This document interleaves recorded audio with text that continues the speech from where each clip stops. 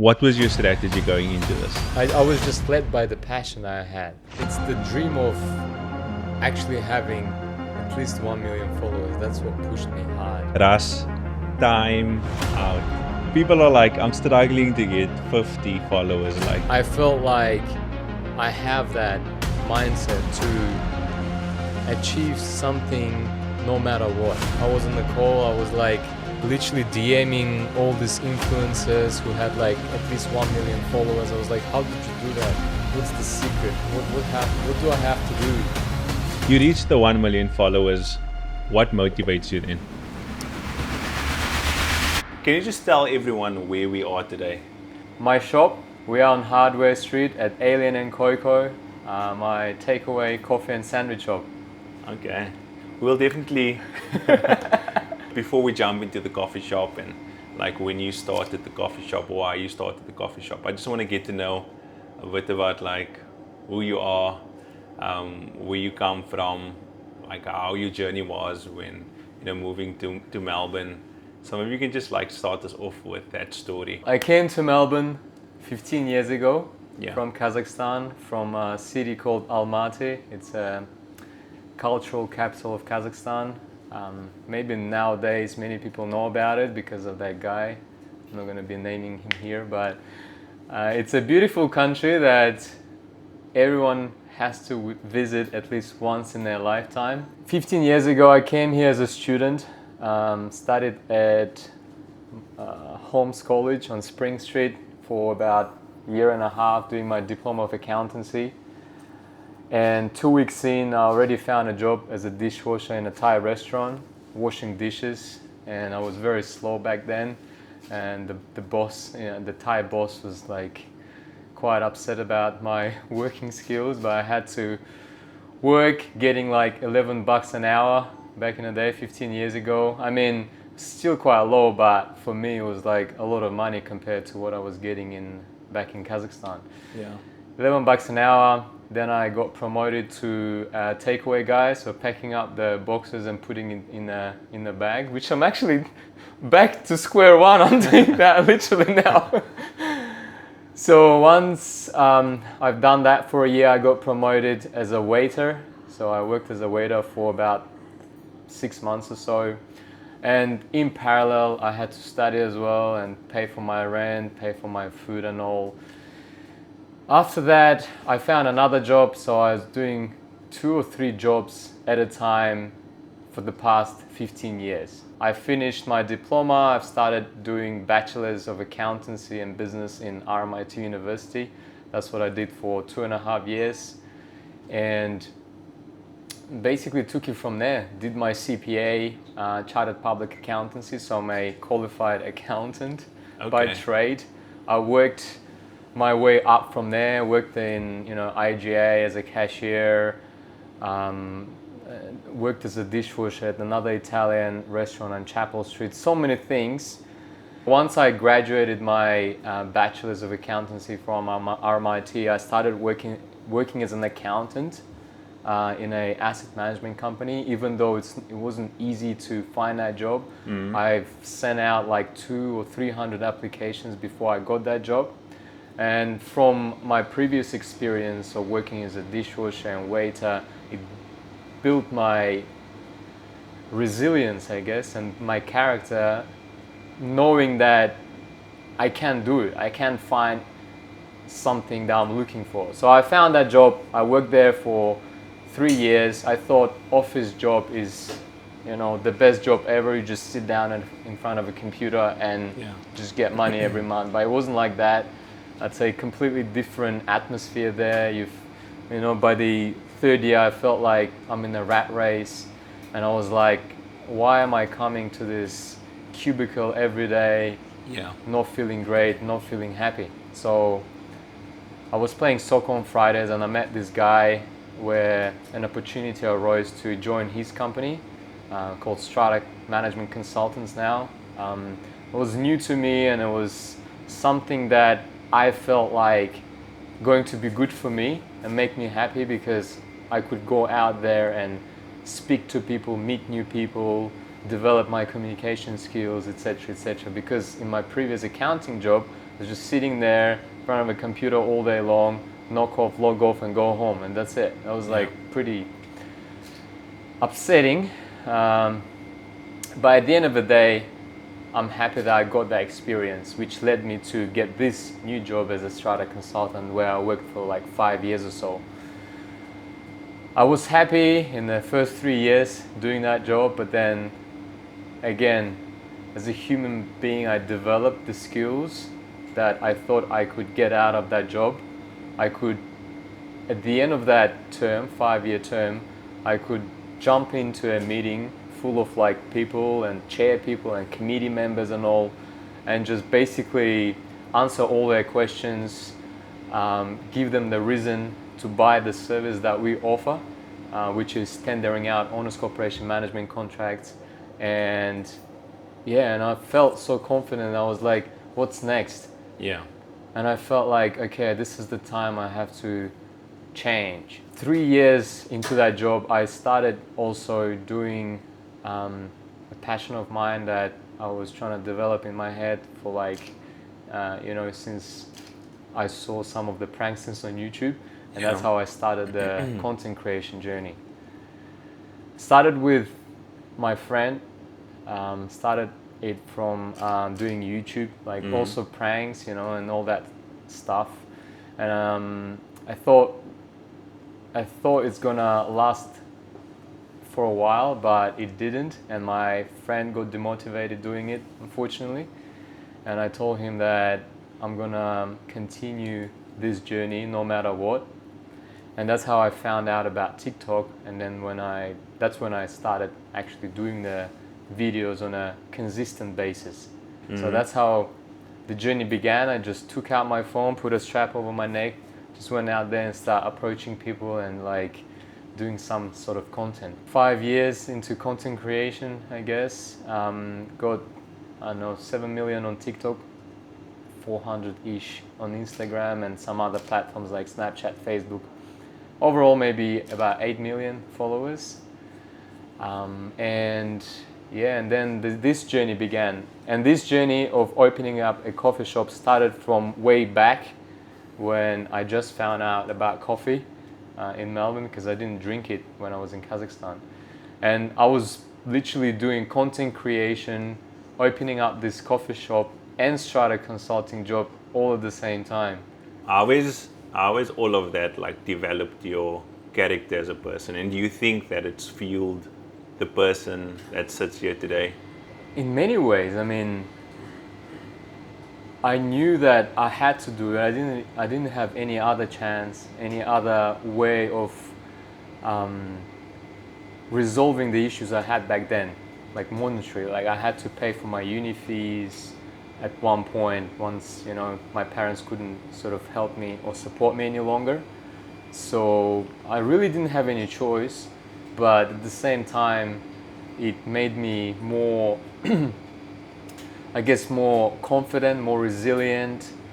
It made me feel that I could achieve things. I could, put a aim and then work towards that, and put a goal and say, okay, I'll do my small consistent steps to get to that level.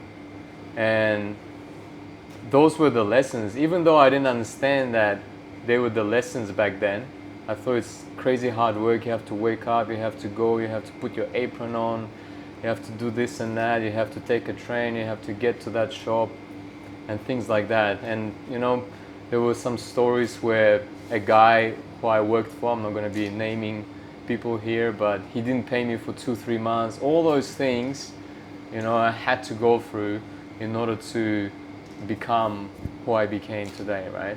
And there's still a lot of things to develop, and I'm not saying that I know everything. I'm still keen on learning new things, making sure that I'm developing, evolving as a human being, and basically, see where it leads from here. You spoke about the amount of followers you have on Instagram, the amount of followers you have on TikTok, and you just said it very casually. So let's just be clear. Okay. You got 7 million followers on TikTok, Yeah. and almost 500,000 followers on Instagram. Now there's so much to dig into there, right? Yeah. I first want to know, like, what do you prefer being called, an influencer or a content creator, and why? Definitely a content creator. I feel like to be an influencer, you have to achieve more to what I have achieved so far. I feel like there's still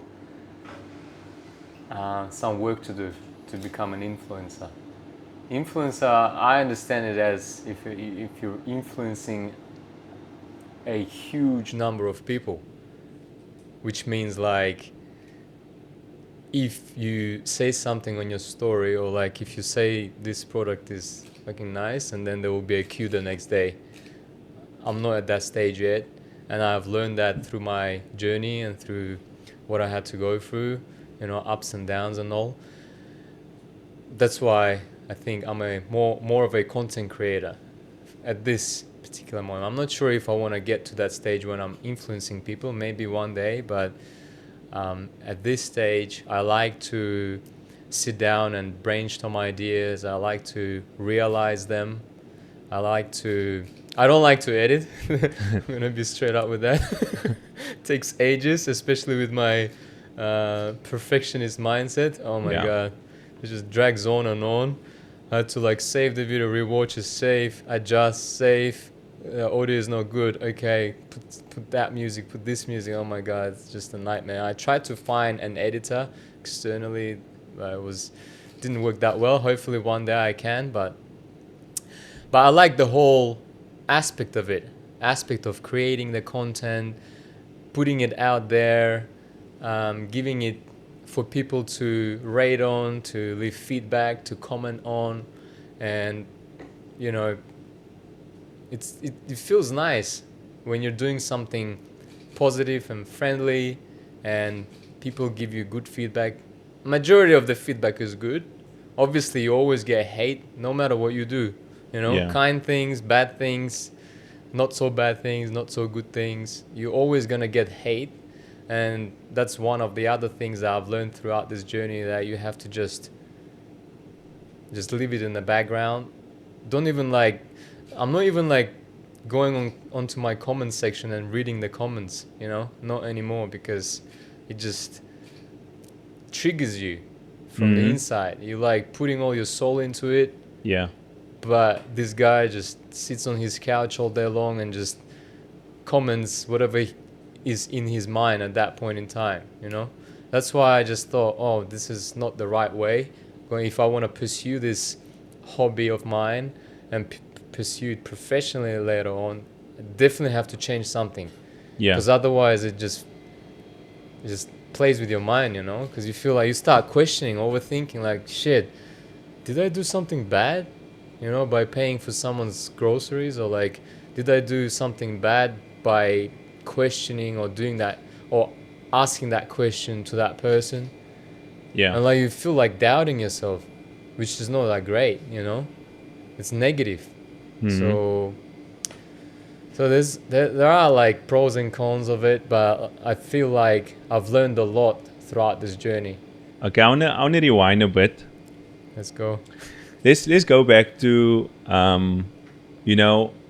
when you decided, I want to become I'm gonna say influencer, because that's what I think you are. I think you are an influencer, even though you don't think you're influencing. Maybe I do influence some people, but did you want to be a content creator? Were you inspired by? Was there anyone that you were watching at the time, and you went you know what, this is actually something I want to do? Well, first things first. As I've said earlier, I've been inspired by some of the YouTubers back in the day. Yeah. I don't want to be inspired by them now because of the things they've done. But do you want me to tell the names of the people that I got inspired by? Vitaly ZDTV, who was doing pranks, and all of the other pranksters that were doing videos back in the days. And I'm not sure if any one of them is still around, to be honest. But that gave me that spark of being out there, creating content, and spreading the positivity, I guess, to the world. And it happened, I guess, at the end of the day. Whatever you wish to get, you will get if you visualize it hard enough. And it just comes, in time. When you let it go, it just comes. Yeah. You just put the seed into your mind, and then it just grows from there. Did you have like any strategy going into creating content, Strategy. or like was it something that you just felt intuitively, like I'm gonna do this today and then I'm gonna go out tomorrow and do the same thing, or I feel like doing this today versus I want to do that? Did you just like wing it, or was the strategy involved? Because I'm sure there's going to be someone watching and they want to know, like, I want 7 million followers on TikTok. I want 500,000 followers on Instagram. Do you really?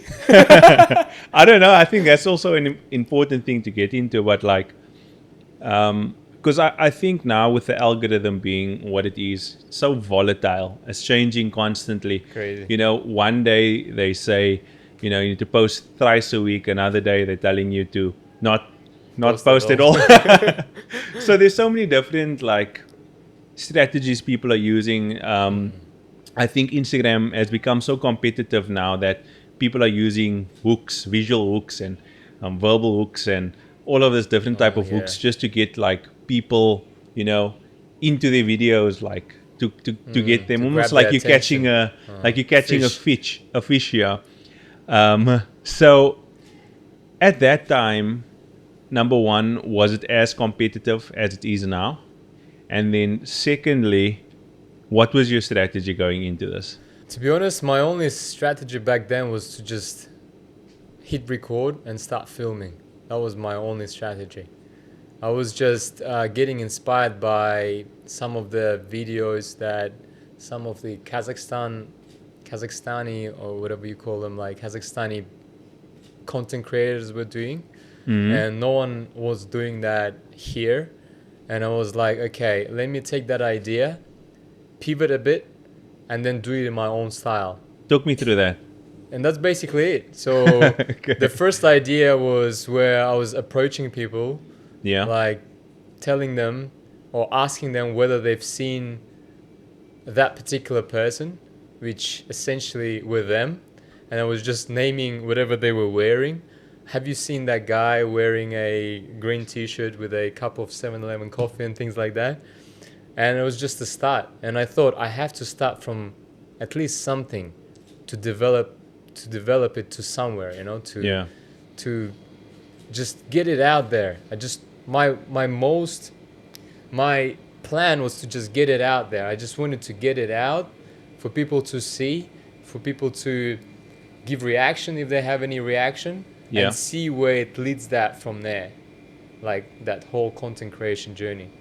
And one video one day popped off as in like it got like 1,600 views or so. Come on. Come on. 1,600 views. It's a lot of views, man. True. I guess back in the days it was for me because I was so excited. I was like pumped.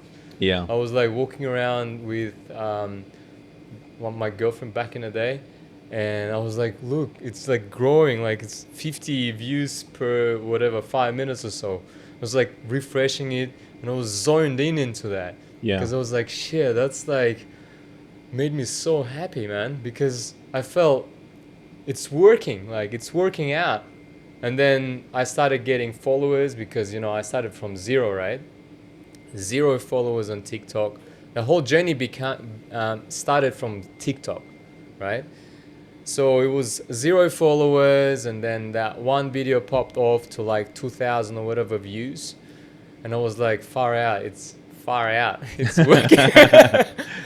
Far out, it's working, man, it's working. Like, I should just keep grinding, keep like posting videos and keep posting, and then just develop the ideas and realize the ideas that I have in my head that I was brainstorming, for this whole time. And yeah, and then I started getting like milestones, like 100 followers, and then 1,000 followers, and then 10,000 followers. And my friends were laughing at me. They were like, what are you doing this kid stuff, you know? This is just for kids. What?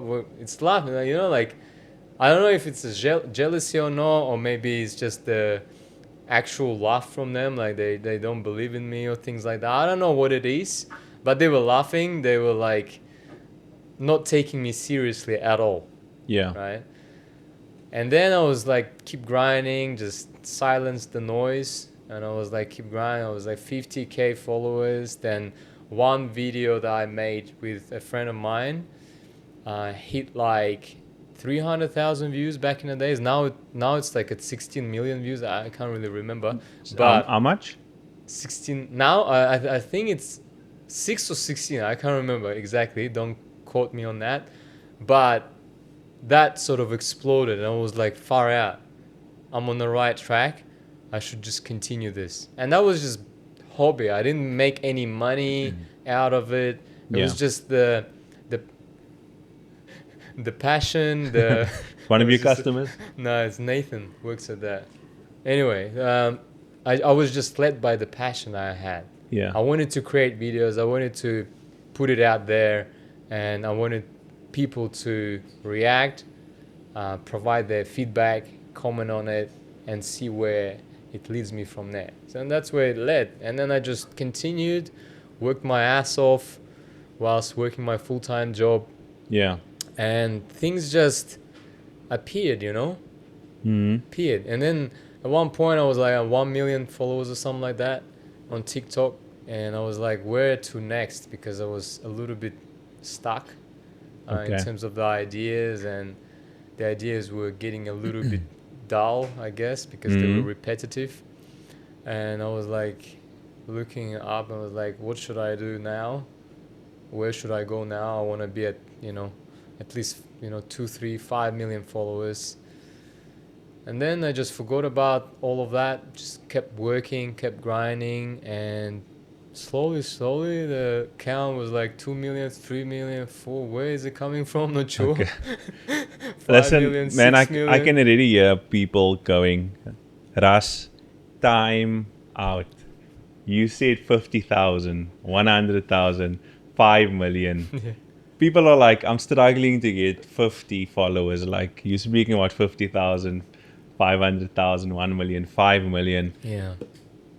So, what I'm taking from what you said is, for you, it was just, I'm inspired. I'm doing what I like. I'm winging it. I'm getting criticism. People are commenting. My friends doesn't believe in me.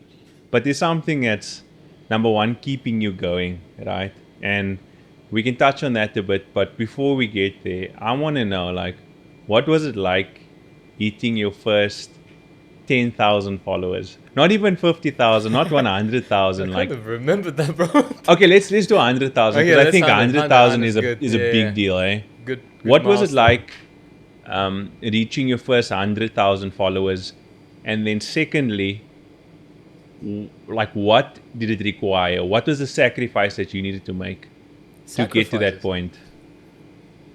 Well, I had to sacrifice my time because I had to edit all of those videos, right? I had to because I was filming very frequently, and I Yeah. was very consistent with posting the content. So How often would you post? Well, my aim was to post every day. Okay. And Every- why are you posting daily?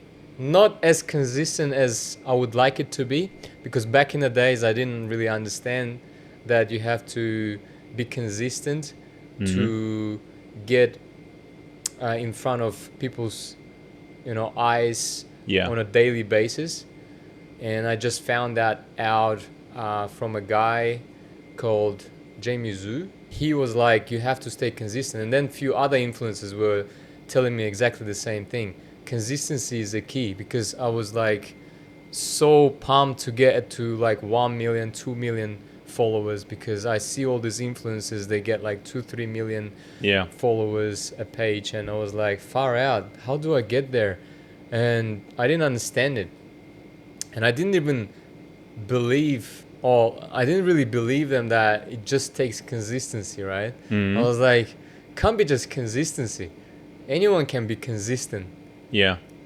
But I realized that it's not that easy after like trying to be consistent. Yeah. Because it's so hard to be consistent, you Mhm. know? Like life comes into play, things just come from somewhere which you don't expect, and then you have to deal with them, Yeah. and it just puts you off track, basically. Okay, let's Yeah. touch on that, because if there's one thing you taught me, like we've been friends for More a year and a half, say so.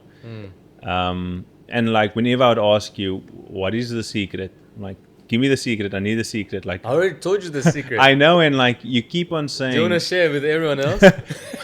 Okay, we can end this podcast early. The secret is All right, consistency. cut. But you always speak about like being consistent, right? And I understand why, because I think the challenge most people have in life, whether it's content creation or going to the gym or wanting to become successful in any aspect of your career, like one problem a lot of people suffer with is like, how am I going to do this if I'm not consistent, or like how do I stay consistent? So what helped you to stay consistent? Like what motivated you? What like pushed you? Was it the amount of followers you were gaining from the videos? Was it the views? Was it something else? What was it? I think it's the dream of actually having at least 1 million followers. That's what pushed me hard. Yeah.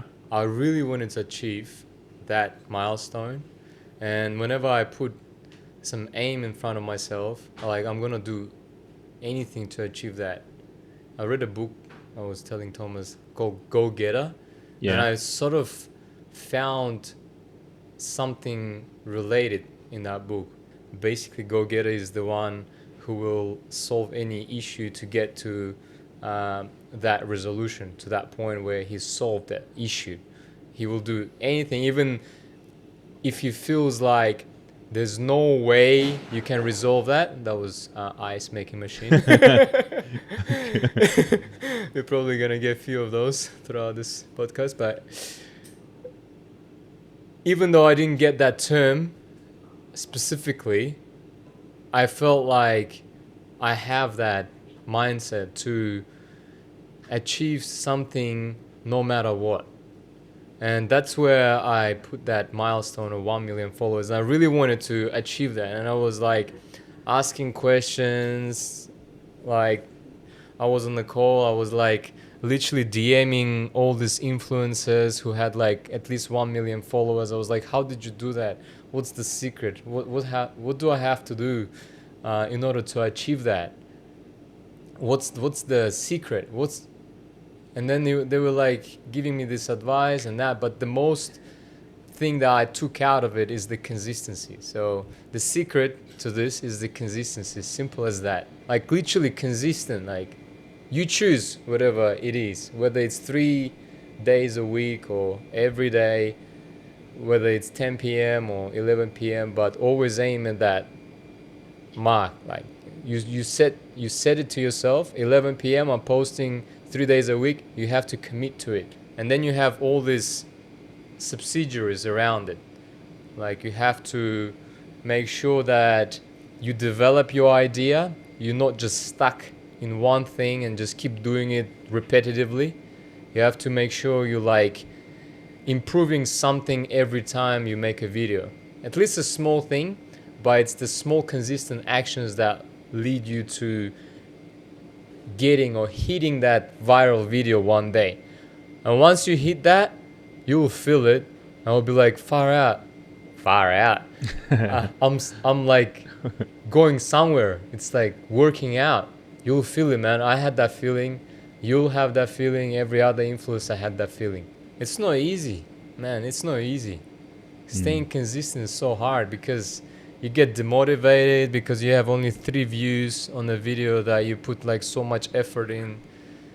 You get, some clash from your friends, family. Family will be like, what the hell are you doing with your life? Not making any money, just making these dumbass videos and things like that, you know? Things like that. So many factors that just tinkers with your mind, you know? And then you sit down one day and be like, am I doing the right thing? What should I be doing? Like, So- should I be, yeah. So are you feeling that way even after having 100,000 followers, getting hundreds of thousands, if not millions of views at that time? Do you still go through that emotions of like, am I doing the right thing? Should I stop doing this? What's the point? For me specifically, when I reached my 100K, I wanted to reach 200K. When I reached my 1 million, I wanted to reach 3 million. So I had like, you know, when people get something, they want more of it. Yeah. And that's what happens with probably most human beings. I feel like, I'm not 100% sure, but that's all you want. When you get like $1,000, you want to make $10,000. When you achieve like making 5,000 a day, you want to now make 10,000 a day. It never stops. But obviously, few things they knock off, like the negative, I guess, feedback from like your friends or family, because they already know that you achieve things and you can do things, and they start believing in you, and now you have less pressure from that particular side. Yeah. But then you start thinking, okay, I'm at 1 million followers now, and I'm averaging like, 500,000 views per video. And then one day you posted a video which you've put more effort in, and it just got 2,000 views. And now your page looks like you got 2 million views, and then 500,000, now 2,000. Yeah. Like, what the hell is going on? Am I doing the right thing? What did I do wrong? I put more effort in, I put more time in, I spent the freaking money on it, and it didn't do well at all. Do I continue? Do I stop? Do I keep being consistent or not? And things like that. So You reach the 1 million followers. What motivates you then? brand deals, I guess. People start reaching out to you. Oh, that's a good conversation. Yeah, reaching out to you, asking you to promote their product, whether it's an app or like a small item that their business is doing, and then you start negotiating things, and then you start figuring out how much you should be charging, whether you should be charging or better not taking any ads at that particular point in time, maybe just let it go for now, and then bring that topic up when you already feel confident enough getting like a certain amount of views per video. Because obviously when you do brand deals, right, like it messes with your engagement. Obviously if you're promoting something, your views are not as high, right? Why? It's just how it is, how platforms work. Like they don't want you to get paid by bypassing their platform, like their revenue that they have to make, right? So they downgrade your video in terms of views and the engagement, because you're promoting someone else's business, and you're not promoting TikTok or you're not promoting Instagram. You're just basically making money yourself, and then the brand just pays you directly. But the brands obviously are hoping to get engagement out of you, right? That's why they pay you, to get some views, and hopefully someone comes one day and buys your product or their product, right? So at that 1 million milestone, you start questioning those things and start getting, sponsorships. Like I was getting the Culture Kings clothing and all. They send me a box of clothes that I choose from their website, and I just have to promote it free of charge, as in like they're just giving me clothes. My full wardrobe is with Culture Kings. Yeah. Listen, I'd love to speak about brand deals more, but before we jump into like brand deals, can you maybe speak to me about the effects chasing views and followers had on your mind, on your emotions? Do you think it's bad to do things for views?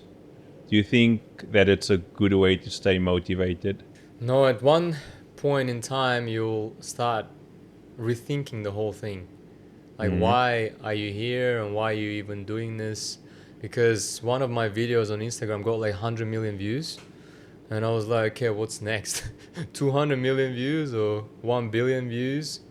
And then you'll start thinking whether you're actually doing the thing that you're supposed to be doing, that you've been, sent to this earth to be doing.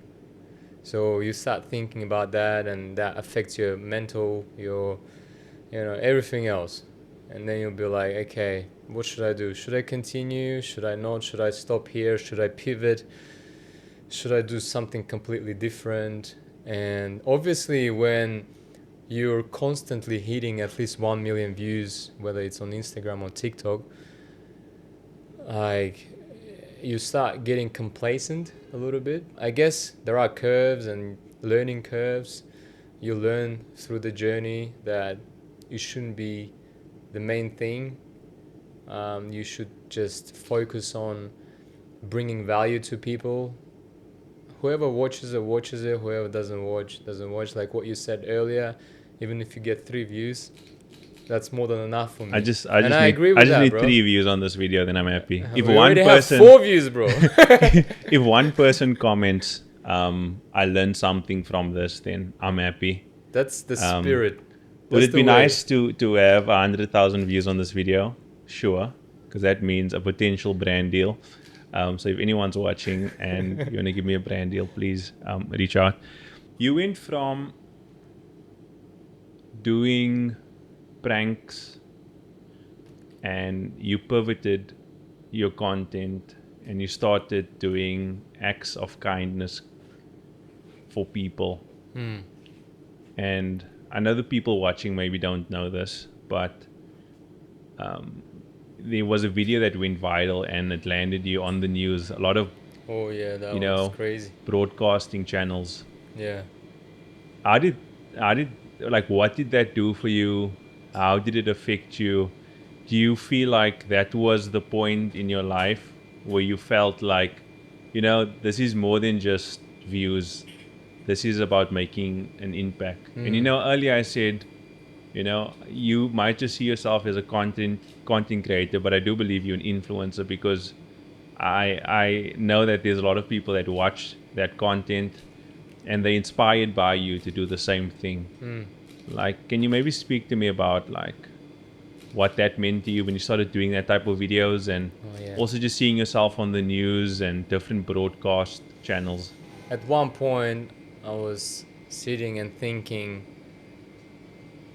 like, all these pranks and all, yeah, they're entertaining, they're funny, and people engage with them, but the reputation that I'm building is not what I want to be. And I think this whole journey sort of was pivoting me with an invisible hand in the right directions. I hope to believe so. And there was a point in time when I thought, okay, and like there was a friend that sort of pushed me towards that friendly content, even though I was contemplating on it and thinking of doing it, but I didn't think that was the right moment. And then one day he just came out on a shoot with me to film some videos, and then we went to this Coles supermarket in Collingwood, and he was like, why don't you try this? And I was like, far out, that's a good idea. And I just, I hesitated because, it's not just paying for people's groceries. You have to literally like do the act, right? And then when you're standing there and thinking about it, start overthinking about it, and then it just triggers you, and then be like, far out, what should I do now? And I just went with it. Doesn't matter, we were already there, and then that guy was already prepared with all his camera and all that, and then just went there and just paid for a random person, and I felt great, man. I felt like so good. I was like, sure, I should do it again. And then that was 2 videos. That's all for the year. Then the next year, and that was like during Ramadan period, like the Muslim month, when they fast for the whole month from sunset to dawn. And the next year, I was like, far out, I want that feeling again, and it made me happy, you know. And we went there and did 5 videos, and then the next year did 10 videos, and then the next year, my goal was to make 100 videos, and basically starting from that month, every day post a video of, you know, doing that act of kindness, and then on that time I was developing that feeling that I'm inspiring people and providing some impact to them, because I was reading some comments and then I heard the feedback from my close ones, relatives and all, and they were like, far out, this is amazing. A lot of people were DMing me saying that made me cry, made me go to the supermarket and pay for someone else, things like that. It just felt so great, man. It's just another level. I felt like that kind of content I was switching to would allow me to get better brand deals as well at the same time, which I could then use to reinvest to making even a bigger impact. You're doing the content where you helping people, and I know because I've read the comments of some of those type of videos where people are doing kind deeds but they're filming it, and I'm sure you got a lot of good comments, but you also got a lot of bad comments. And you probably got thousands, hundreds of comments on your videos. Do you read the comments, number one? And then let's just say you read a comment and you see something negative. Does it affect you? Nowadays, I don't open the comment section at all. Whether it affects me now, not really, because I'm not reading those comments. That's why Yeah. it doesn't affect me. But you know, you're a human being. You have the emotions. You can't erase the emotions. They will be always there, and you just have to work around it and find a way of how not to engage in that type of, I guess, reading the comments. I don't know how to put it, how else to say it, but that was my workaround, to just stop reading them and just do what I do, what I like to do, what I'm happy of doing, even though people saying that filming this and that, it's alright. They can say whatever they want. At least I'm like doing something. At least I'm trying to achieve something in this life, trying to help someone, even if it's a small thing. But as long as I feel good about it and the other person felt good about it, you know, I'm happy with it. What opportunities have going viral brought you? Like you spoke Opportunities. about, So many opportunities, you bro. spoke about brand deals, but what outside of just brand deals? And yes, I want you to touch on brand deals and how The that fame. works. First things first, you get recognized on the streets. People like want to take photo with you and like want to have a conversation with you. What else? You get on the news. Well, if you're impactful enough, you can get onto the news, and people will start knowing about you. Not just random people on the streets, but like, you know, influential people, and you start getting followers. Well, back then, verified followers, because you couldn't buy it back then, but you get to know people who are like on the similar levels as you, which is a good opportunity, right? You can potentially make a collaboration with them, a video, and get a glimpse of their audience and things like that. What other opportunity? If you're impactful enough, you can create your own product and then sell it to your audience. That's other opportunity you have. You can open up your business, and then that way you can, you know, have a side hustle, so to speak. And that's what I sort of believed in when I opened this business, because I thought, you know, my following will help and support which that was in my mind. Didn't realize it at the end. I mean, people are still coming here because they saw me online somewhere, and they always say like, "Oh, I saw you somewhere." I guess even though I know that they know that, you know, they saw me somewhere online, but they saw me somewhere. Obviously, I wanted a bigger impact. I mean, I wanted a bigger outcome out of all this, but it is what it is. I just learned it. It taught me so many lessons, which I'm gonna just take it with me and bring it forward for my future endeavors. Another big opportunity that you can realize through your content is monetization, right? You can make those small clips, post it on Snapchat, post it on Facebook. Without lifting a finger, you're monetizing your content. Okay. If your page is monetized. And that monetization can, you know, be very lucrative. So, is this true or is it false? You can have hundreds of thousands of followers and still be broke. 100%.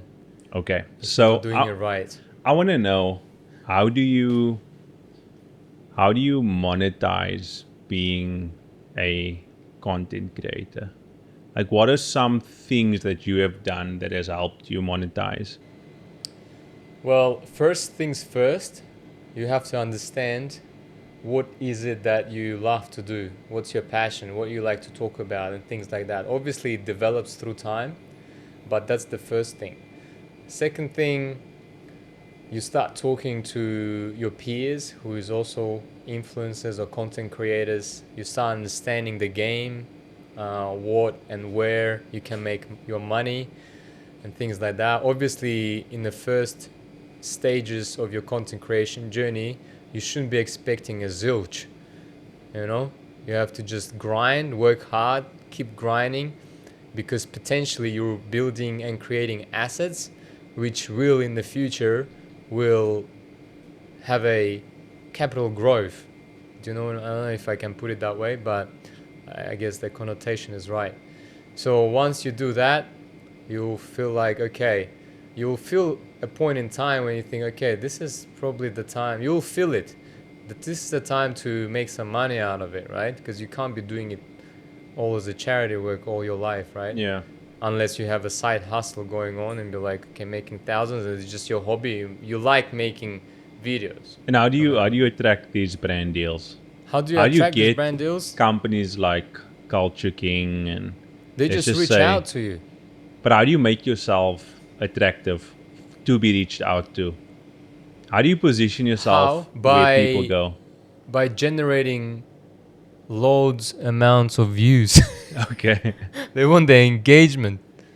That's what they want. And then when they see you start popping out on their FYP or whatever highlights of their day on their platforms like YouTube and all, and then they see you consistently, and then there's a time when they think, okay, this is the time to approach you, and then they send you a DM, and then they ask for your email, and that's where it all starts. The conversation starts, and the negotiation part starts, and then you make your first brand deal, whether it's a cheap one or not a cheap one or a free one, but you start building your portfolio, and then you'll start feeling, okay, now I need to build at least 10 brands on my portfolio, and then I will start charging a premium, or I'll be above what I'm charging now, and just focus on one thing.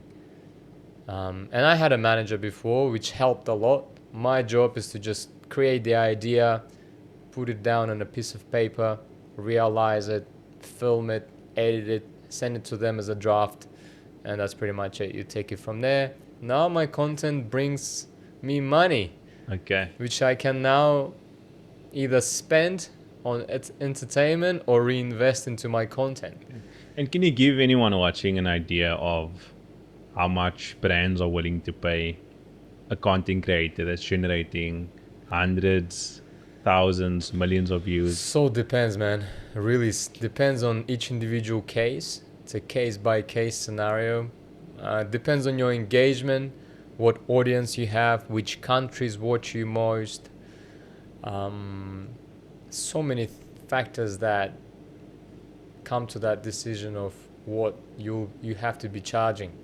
Because at the end of the day, you decide what you're charging, right? 1 million followers, I was getting $1,000 a vid or 1,500, and you have all those shoddy businesses, whether it's apps and things like that, and they trying to devalue you and whatever they suggest in terms of pricing.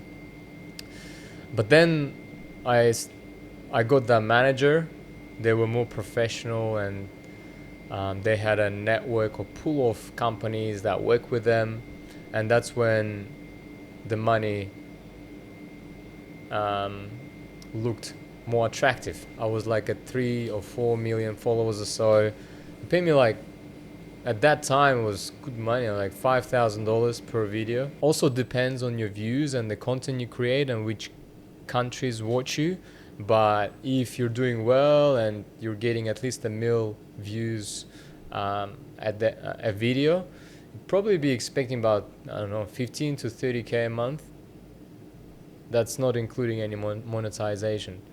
And that's only on one platform like Snapchat or Facebook. There's something I wanna get into, because earlier we spoke about how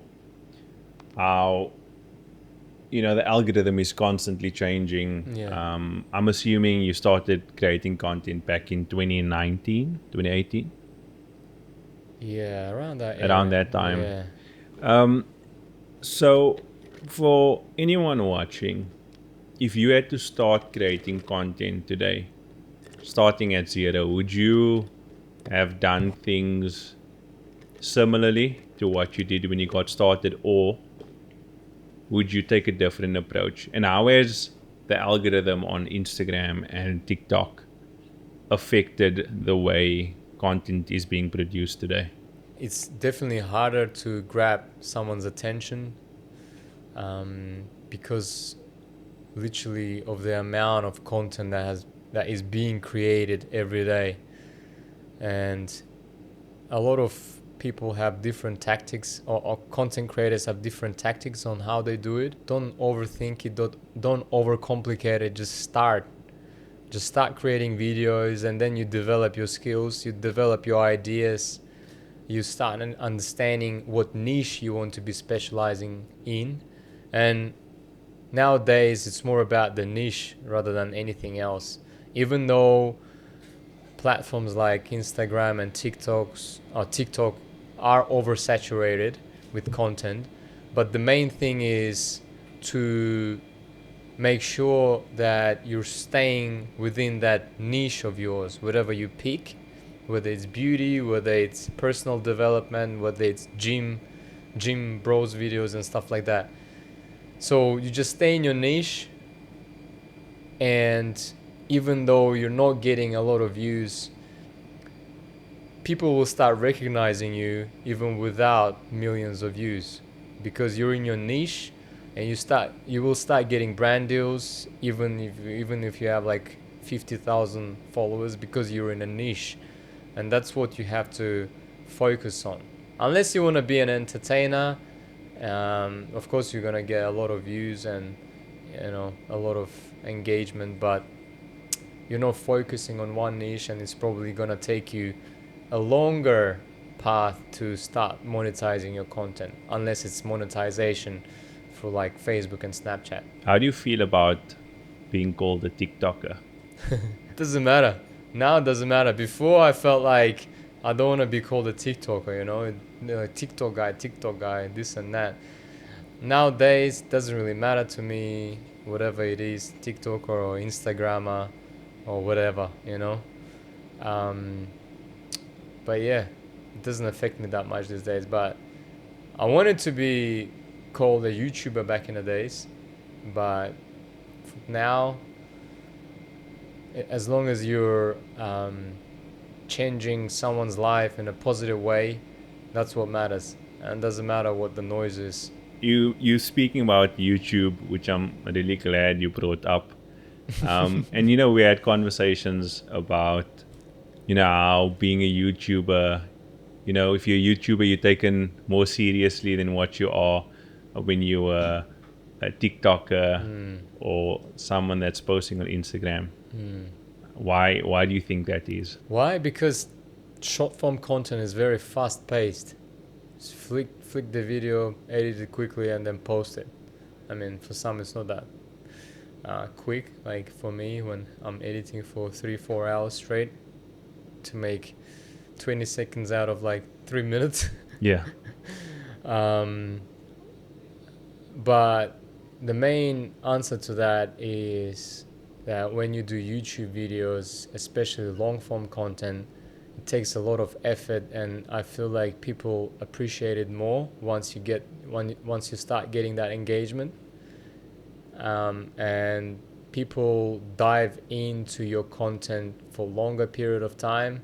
If your podcast is 1.5 hours, they watch you for 1.5 hours, they become friends with you, they feel the emotions through you, learning things throughout that journey of 1.5 hours. A lot of things they go through emotionally, physically, and mentally throughout that video, and they befriend you basically at the end, and then at the end of it, right? And they feel like they know you. Whereas the TikTok videos or Instagram or short form content, it's a completely different completely different way of how you're perceiving the content, right? If you don't like it, you just flick it, and you watch it for 20 seconds, and people's minds are our memories are very short in general, and they forget about you after a few seconds. Nobody cares. So do you feel like, man, 7 million followers on TikTok is not a little followers. It's a lot of people that decided to say, I'm going to subscribe to this person's TikTok, or I'm going to follow them. Do you feel like that audience have a relationship with you? Or do you think they follow you just for the content that you post, but they don't really know who you are? I feel like out of those 7 million followers, there is a portion of the audience that would be impacted by what I do and the videos. Some portion would not know me by now because I haven't been filming for quite a long time, and some portion would keep following me for what I've done, and will continue follow me even if I'm not posting anything. So I think we can split it in that. Even though I haven't been uploading videos for quite a while, I still get people to recognize me and saying, "Oh, you're the guy." It means that, for me, it means that I made the impact back in the days, and people still recognize me. Do you think there's a difference between the followers you have on Instagram versus the followers you have on TikTok? Yeah, I feel like the Instagram followers are more loyal than TikTok followers. Why? I don't know why, to be honest. But maybe because Instagram... I don't know, man. That's a very good question. I never asked that question myself. I know the difference between YouTube and Instagram and TikTok, but not Instagram and TikTok. I don't know, maybe. To be honest, no idea. Can't answer that question. And are you thinking of starting a YouTube channel? As you know, like, it's so hard to grind on YouTube. You have to put so much effort. Hopefully I can get back into it. It's just the time issue that I'm experiencing now, because I have to be in this shop from Monday to Friday from like 6:50 a.m. to like 3-4 p.m. And then once I knock off, I'm so drained and exhausted. I don't have any other power, energy to go out there and film. But as you know, when you're a content creator, you have to be like rested. You have to like have energy, right? You have to go out there, especially with my type of content where I engage with people. You have to like be positive. You have to be open from inside out, and you have to like pump it up. Like, you have to pump up the video, otherwise it will be dull and boring and all. But after you finish shift here, you can't do that. it's hard because you're exhausted. Even if you take a nap, it's still like you're already you're not sure where you are at that point in time. But doing it 1 day a week on a day off, like a Saturday today, you still, as a human being, you want to rest, right? You have to rest. Otherwise, if you're trying to do everything at the same time, you're just gonna get ripped. We're going to pivot this conversation just a bit, and we're going to speak about Alien and Coco. So you made me this cup of hot chocolate. Yes, so I'm still waiting for the feedback. I think out of 10, I would give it a...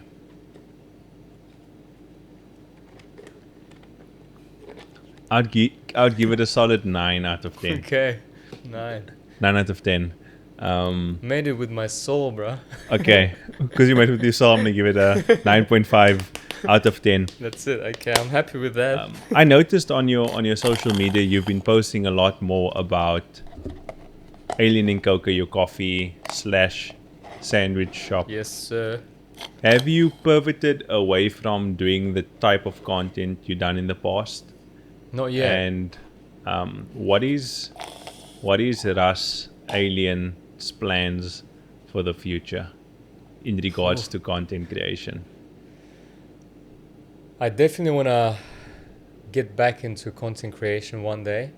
Hopefully once everything is settled here, because I'm sure there's a lot of things to still develop and then in this shop, whether it's, building the brand and all. Obviously it's going to be hard to go into content creation full time, but at least if I'm at like 50%, I'll be happy with it. At least like 50% dedicated here and 50% dedicated to content creation, and then I can combine the personal content creation with the shop's content creation, because I'll have time and energy to actually come here, make a video, then edit and post, and then make it even more viral. I feel like I have the ability to do that now, but unfortunately there's no way I can do that because I have to be here. I know I feel like I can make it viral, like in Melbourne, because I have the experience of making videos viral, right? But I'm still in the works. It's a work in progress. Yeah. Hopefully I'll get there one day. But that's the plan for the near future. Yeah. Tell us. To build the brand, to continue content creation, because, I'm excited when I'm doing videos. Even after 5 years, still excited. Still when I go, I'm like, Yeah. shivering. And just tell us more about your coffee shop, man. How's it been owning a coffee / sandwich shop? Have you been enjoying it? Ups and downs. Enjoying building the brand, not enjoying working in the business.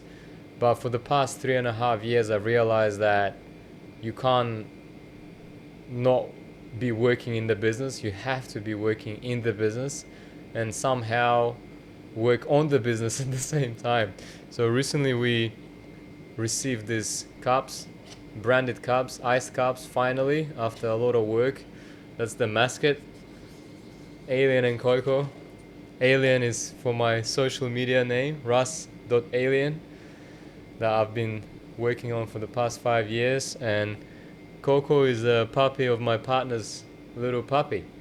That's how Alien Coco. We didn't want to complicate it that much, even though maybe it's not like correlated to, all the sandwich shops and delis, and you probably wouldn't know what Alien Coco is unless you come in here and read the menu.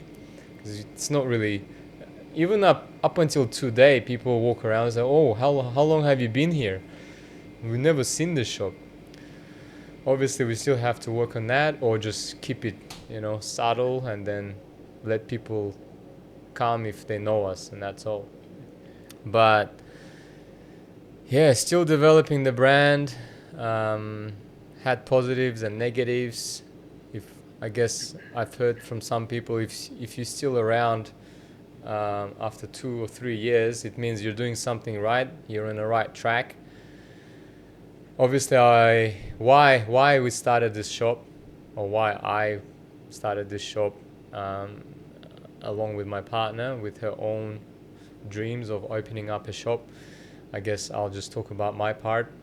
When I came across coffee back in the days, it developed from drinking 7-Eleven coffee to like enjoying it more from like specialty coffee shops.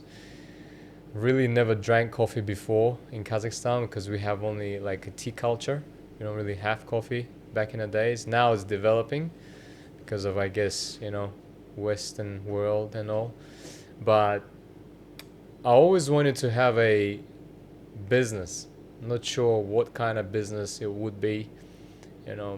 Friends were talking about opening up a laundry shop,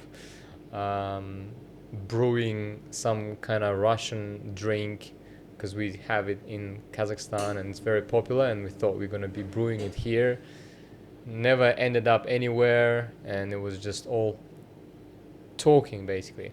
Just talking, and nothing ever realized. And then I was like, I should just do something. And I like coffee, and I was like, Melbourne has a coffee culture, why not trying it out? And then during the COVID times, I found out about like the sandwich shop somewhere in Richmond, and I was like, Farah, I should try it out, and I liked it. And then I brought my partner along, my business partner, and she liked it as well. And I was like, okay, why don't we try and do something of our own? Because I like the sandwiches, I like coffee. She can cook, she knows how to cook, and she liked it as well. And yeah, and then one day after, like during the COVID, literally after lockdown, we start looking for a place. We found this place and chose between the other two. So we thought this is quite central, even though it's quite small, but I think it was the right size for us without any freaking experience.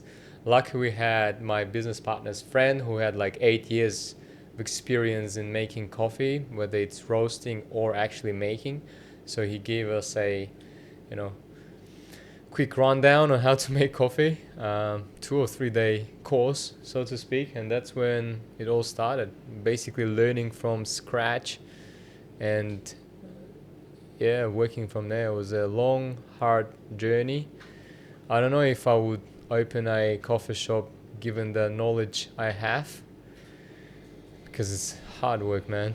It's tiring, exhausting. I don't know if I can say it's rewarding at this stage, because when you're opening up a coffee shop, it's a low margin business and you work on volume pretty much. Some coffee shops are successful here, like the one around the corner. They've been running for 10 years, but they're doing it right. Now they're selling like beans online and all, and that's where I want to lead this place to eventually, step by step, right? And you're just learning that throughout this journey, and you're learning what other avenues you can make profit on and increase your average bill. So learned a lot. I'm grateful for all the lessons that I've learned through this journey. It was hard, but rewarding in terms of skills that I got.